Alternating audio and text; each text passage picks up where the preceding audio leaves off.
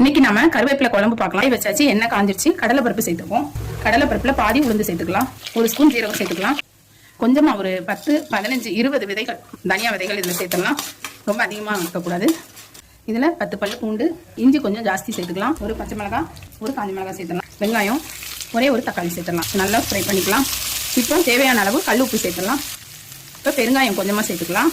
நம்ம இதில் ஃப்ரெஷ்ஷான கருவேப்பிலை நல்லா கழுவி லேசாக காய வச்ச கருவேப்பிலை சேர்த்துக்கலாம். இப்போ நல்லா ஃப்ரை ஆகிடுச்சு. இப்போ நம்ம இதை ஆற வச்சிடலாம். ஒரு ஸ்பூன் எடுத்துக்கோங்க. வேர்க்கடலை ஒரு ஸ்பூன் எடுத்துக்கோங்க. 10 முந்திரி எடுத்துக்கலாம். இதை இப்போ நம்ம அரைச்சிட்டு வந்துடலாம். இப்போ நம்ம கடாய் வச்சாச்சு, எண்ணெய் காஞ்சிருச்சு, கடுகு போட்டோம், கருவேப்பிலை போட்டாச்சு. நம்ம காரத்துக்கு குழம்பு மிளகாத்தூள் சேர்த்துடலாம். இதில் புளி தண்ணி கரைச்சி வச்சுருக்கோம், அதை சேர்த்துடலாம். ஒரு 2 ஸ்பூன் நாட்டு சக்கரை சேர்த்தாச்சு. இப்போ இது நல்லா கொதிக்குது. பொடி பண்ணி வச்சுருந்தோம் இல்லையா, நம்ம அரைச்சி வச்சுருந்தோம் இல்லையா, நல்லா இப்போ கலரி விட்டலாம். சூப்பரான கருவேப்பிலை குழம்பு